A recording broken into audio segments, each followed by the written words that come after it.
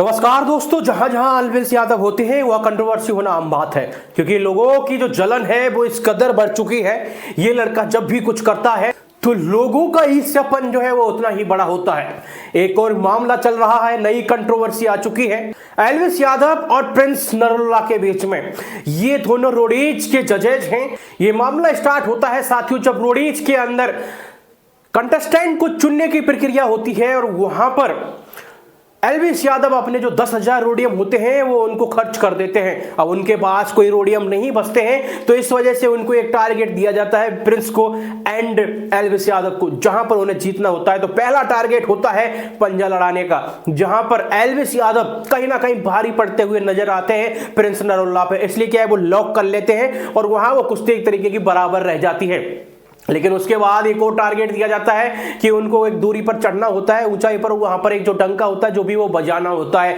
तो वहां पर बाजी मार जाते हैं प्रिंस नरुला जी और प्रिंस नरुला जीत जाते हैं। और वहां पर आप देखिए एल्विस का बड़प्पन वो उसे अप्रिशिएट करता है और ताली बजाता है। इस तरीके से चीजें हो जाती है। उसके बाद आपस में कटाक्ष स्टार्ट हो जाते हैं, एक दूसरे पर ब्लो बेल्ट भाषण स्टार्ट हो जाते हैं और मामला वहीं से स्टार्ट हो जाता है। और आप समझते हैं साथियों, प्रिंस नरुला जो है वो कहीं ना कहीं एल्विस यादव से वो जल रहा है। एक्चुअली जलने का कारण क्या है, प्रिंस नरुला जो है एक सीमित है क्योंकि वो ओनली रोडीज का जजेस है, जबकि अगर हम एल्विस यादव की बात करते हैं, Elvis Yadav laughter chef, Roadies and इसके अलावा इंडिया गोट टैलेंट, इसके अलावा उसके बहुत सारे ब्लॉग्स है, पॉडकास्ट है और बिग बॉस OTT का विनर। यानी देखा जाए तो एल्विस यादव कहीं ना कहीं प्रिंस नरुला का यहां पर बाप दिखाई देता है और इसी वजह से उन दोनों में बहुत ज्यादा टकराव हो जाते हैं। और उसके बाद स्टार्ट होता है रोडीज का शो।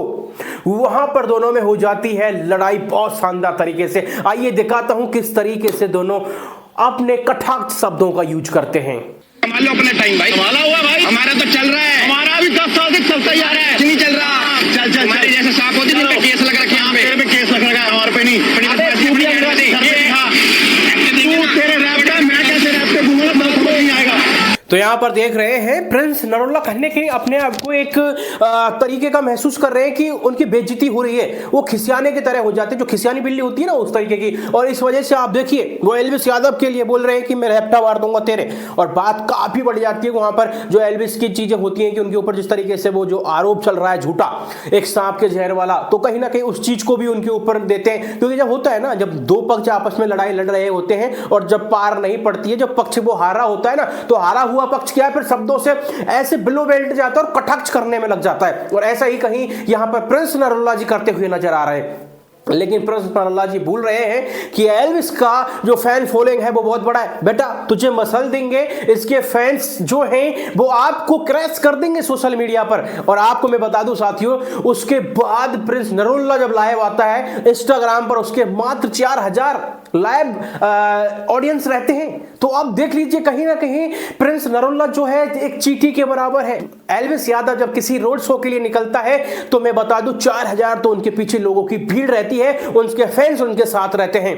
तो ये भाईचारा जो है ना कहीं प्रिंस नरुला जी आप मिस कर रहे हैं। आप कहीं ना कहीं, मैं आपको बता दूं, आप बहुत बढ़िया रहेंगे, माफी मांग लीजिए, अन्यथा आप एल्विस यादव से नहीं जीत पाएंगे। बाकी आपका क्या ओपिनियन है साथियों इस तरीके से लेके जो ये सारी बातें आ रही हैं, आप जरूर बताइएगा। क्योंकि जिस तरीके से प्रिंस नरुला ने उनके लिए बोला है थप्पड़ मारने वाली बात, ये बात कोई छोटी मोटी नहीं है, बहुत बड़ी बात है, ये बात बहुत बड़ी है। देखते हैं इसके ऊपर एल्विस यादव का क्या रिएक्शन आता है।